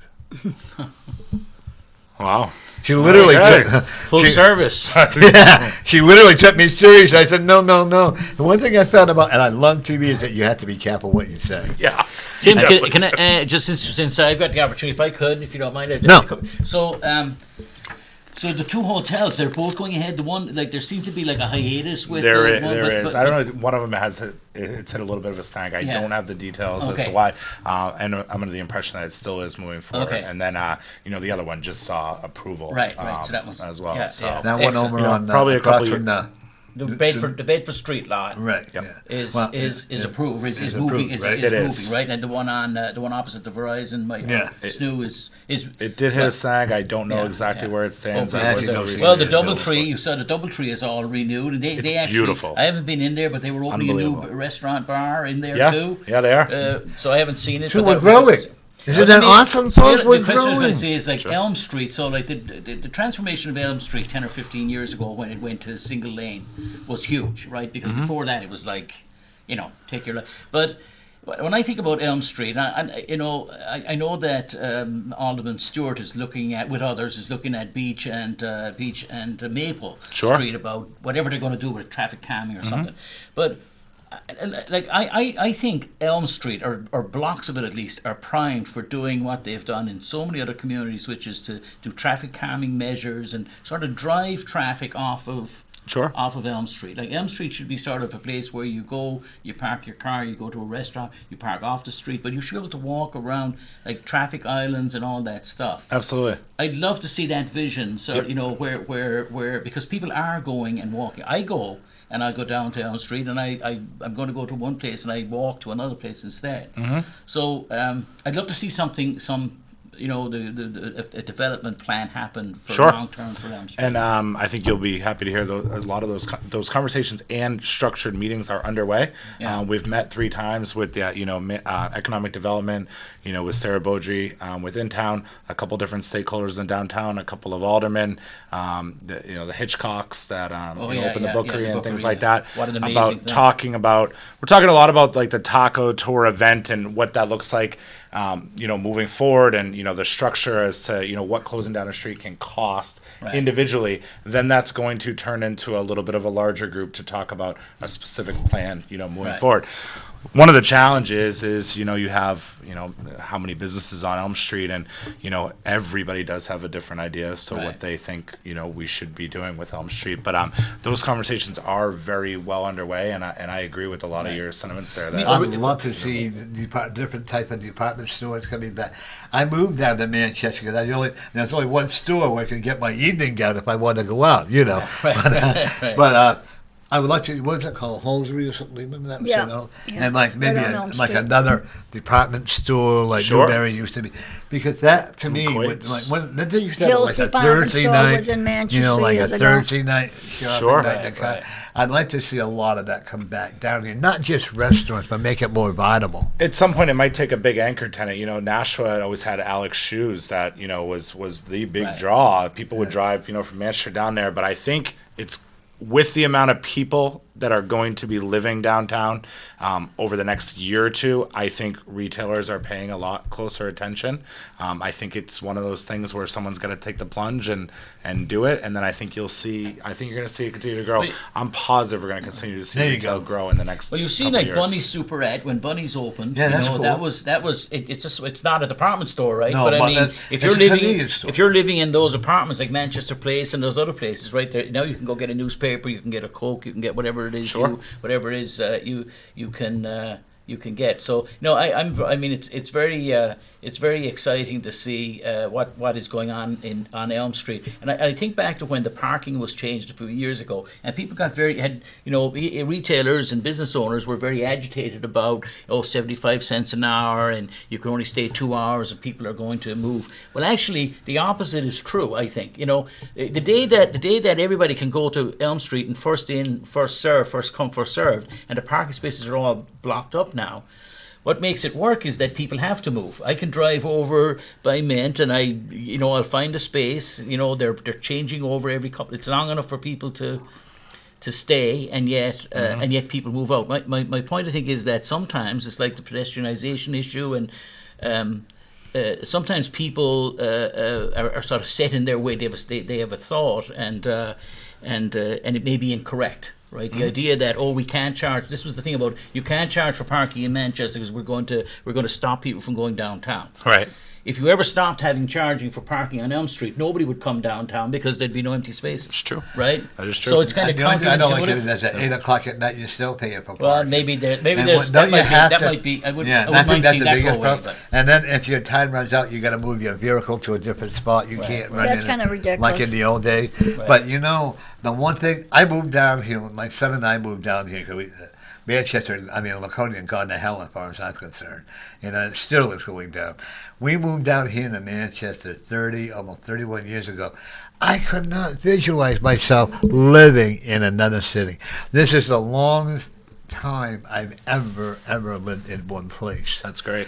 And the apartment I live in, right across from the street, we got a great Alderman Bill Barry, folks. If you have a question, give him a call. Then tell him I said so. And if you have a problem with 1-3, give him a call, because I know that they will respond, because you will respond and run it back immediately. And if you have any questions for this guy, give him hell too. But anyway, I think that we're going to grow in a positive way. We are. And the one thing I would like to stress to everybody: get along with everybody. You don't have to run up and hug them and kiss them. You don't have to do all, but just say hi. I right. love going by someone and saying hi. How are you doing? Absolutely. Sometimes that may be just the key they need. That's many it. a times I won't give them the money, but many a times I'll buy a cup of coffee for them. I know Mary I've does done it. too. And you know what? Sometimes that's appreciated. One guy, I said, if you're hungry, let's go get some. No, I'd rather have the money. Yeah, I I said, won't for do it. what? And he was honest with me. He said, I need to buy some booze. So I gave him money for, and I don't know, I'll always remember it, because his pants fell down when he was trying to run, and he went flying, But he actually made it to the store and where he was going quicker than I could have done. But, there's no such thing as a bad person. That's correct. You I know? know we preach that at my restaurant is everybody gets the same level of respect. It's the dishwasher, person that cleans the floors, the general manager. Everybody has an important role to play, and everybody deserves to be treated with respect. I was an RN for many years, and as an RN, I went to school in Laconia, and we always thought we were, better than the LPAs and the attendant.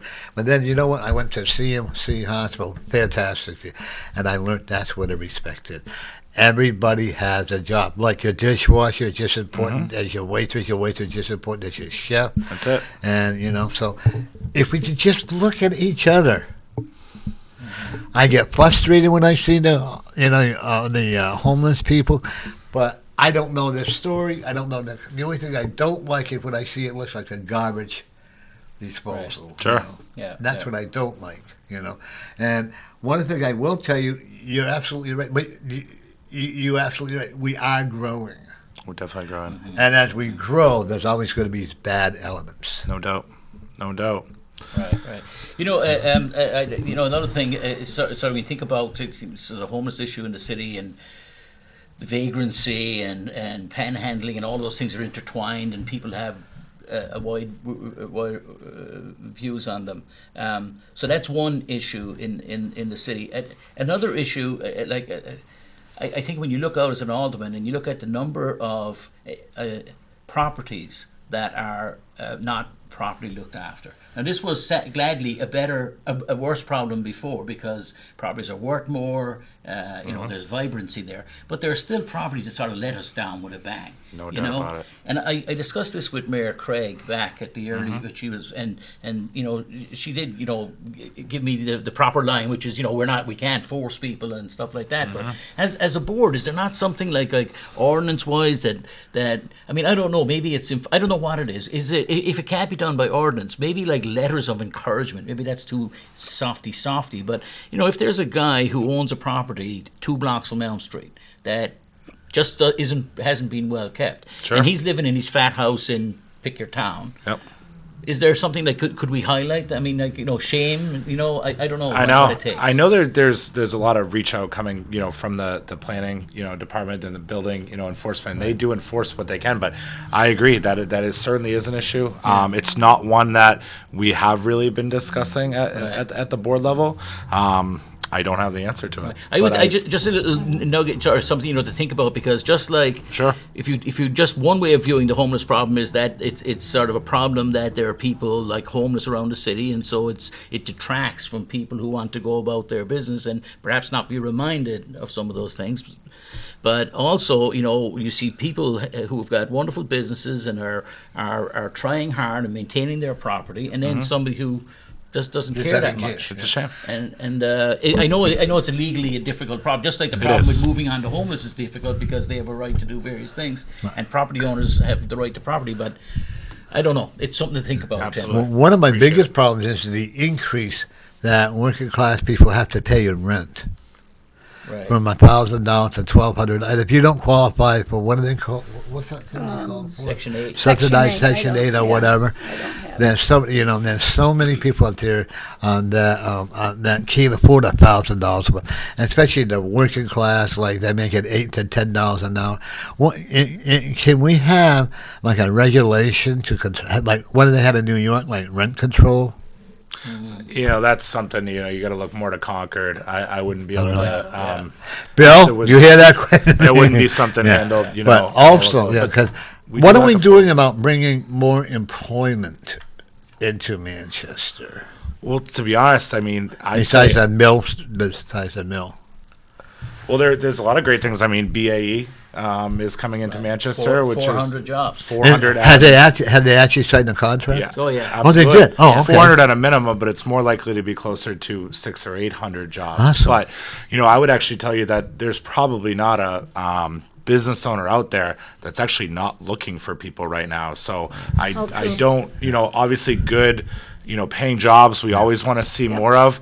But, you talk to any restaurant owner or small business owner or plumbing or HVAC companies, I mean, they are dying for help. For people. That's it. If people want to work, whether homeless, whether not homeless, whatever, instead of depending on your tax dollars, your tax dollars, there are jobs out there. There are, but I had this specific conversation with a gentleman that was sitting on Elm Street on Monday, and I said, I go, did you know that there's a lot of places hiring? And he's like, well, Tim, it's not that easy. And we had that conversation, but you have, they're living on the street. So in order to get a job, you're going to want to have a good pair of clothes. You're going to want to be, have taken a shower. And then, that's not even getting into the, the ability, so a lot of them don't have a phone. What's their address? How do you reach them when they're filling out an application? And then you have the mental health on top. right. So I have heard many people be like, there's 20 people sitting on Elm Street. They could all get a job right now. And that's just not true. Right. Because there's deeper issues They're all not involved and with so that. when you talk to some of them, it's clear they're not capable of holding Sure. down a job. I mean, Sure. they can't. And the other thing, there are lots of issues. The felony issue, you have a felony, and then there are a lot of employers that aren't going to touch I somebody had a with a guy felony. 2 weeks ago, like I said, come up to me and wanted money, and I says, no, you go to work. You're too young for this. I know. You know what he gives me for an answer? Why should I go to work when you're paying me to stay out of work? Wow. No, that's, Do you remember the old Milton, There you go. the old Knows we would Mountain Downing TV show? Yeah, he used to have a talk show with his name. Downey was his first. that predates me. Probably, yeah, in my day. I'm too young for And that. he actually had these people on from New York. And he was always puffing a cigarette and all that. And he actually had these people that were living in New York. They were staying by the subway, and they would stay in nice hotels. Why should I work when I can make $600 a day? I know. Doing you know? what? Like panhandling? You're Yeah, saying? yeah. Wow. Maybe I might we're do- in the I wrong might have people. to change my They should plans bring for back tomorrow, too. back I know. in the 20s and 30s, You might they find- had the WWA.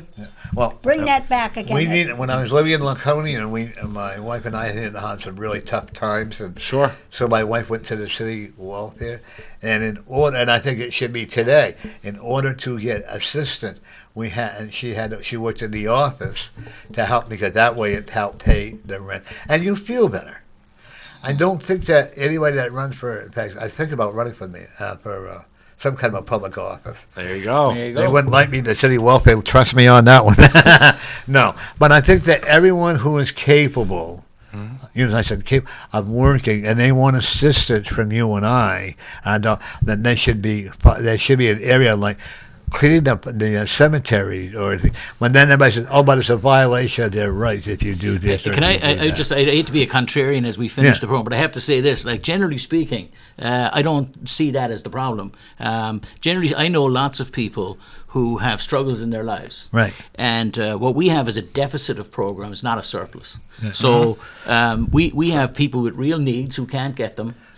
Look, with everybody trying very hard, there's no, like, this is not pointing fingers at people. Right, It's just simply right. saying Sure. that the idea that we're over generous with our scarce tax dollars, and that people are living lavishly on the public purse.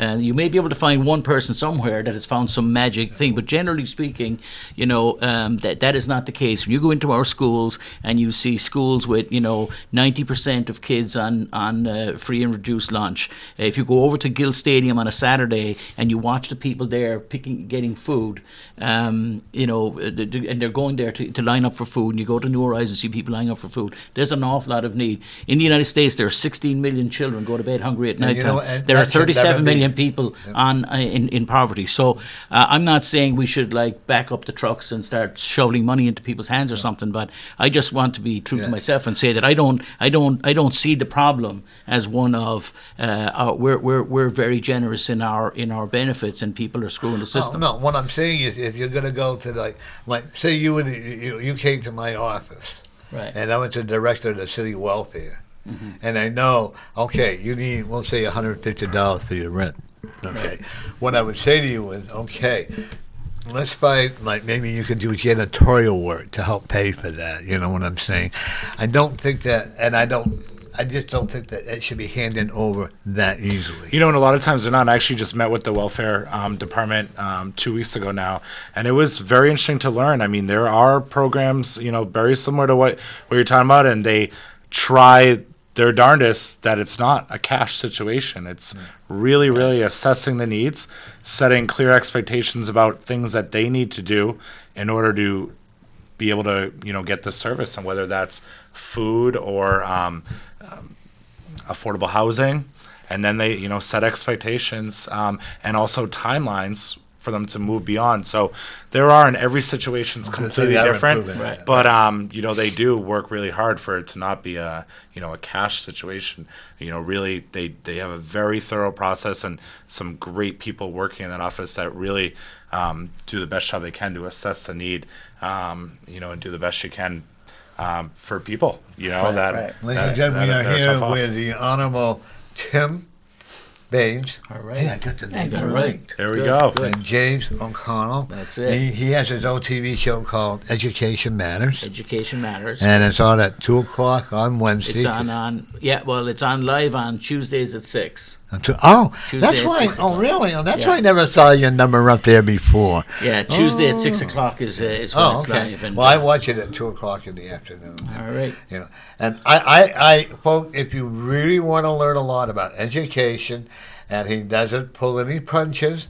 I'm not just saying that because he's here, because I would slam him if I wanted to. You know. I've been slammed. Yeah, but Sometimes I deserve it. That's yeah, what it was. and I would honestly tell you. You said Thursday 6 o'clock. Tuesdays at 6 o'clock. Live, okay. Live, yep. 'Cause I tried calling you and I never realized. There's no number there, so now I know why, Tuesday at right? 6, And then we had the honorable Jim Baines, and hopefully I'll have you both come back on and get Award 3. Love to. And I really appreciate Mary and Norm for being here. Run a great program, and I've certainly enjoyed my time and I'd love to have you on my show. the lively discussion, and we'll be doing your show next. So I want thank both of you to very come back. much. I think, Definitely will. I love it when our city's fathers, remember the old days when you used to call them city fathers, you know? I've had Ross Terrell come on. I've Sure. had Will, Will Stewart. I'm sorry? No, I'm sorry, Ward 12. Oh, from the board mayor and alderman. Right. Keith Hirschman. Pete Hirschman. Yeah, I've had him on, Russ Terrell.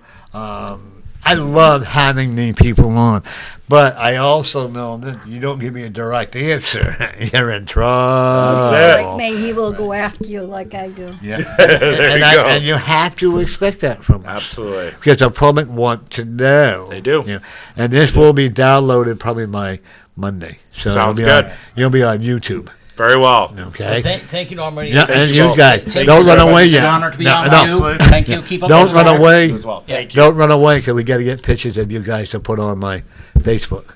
Okay. All right. Okay. All right. So when Sounds we good. go out there, how much more time you got there, Chief? 2 minutes. Okay. So anyway, I want to thank you both for coming in, and you're going to be reelected. Get your nose into educational school board, young Yeah, man. I'm staying miles away from that school. They're They're friends of mine, but and I'm be going- prepared I'm not joining to the meet circus. Mr. the Honorable Tim Baines as mayor in 2024. That's my second petition. Okay. But don't be afraid to, and don't forget to go down to Mint, the Mint, or is it Mint? Mint Bistro. Bistro. That's it. Tell them I sent you down there. Maybe you'll get a 10 or a 2% discount. Who knows? You know. But anyway, folks, every one of you remember every day, as they will remember too, that you are the winner. I'll see you next week.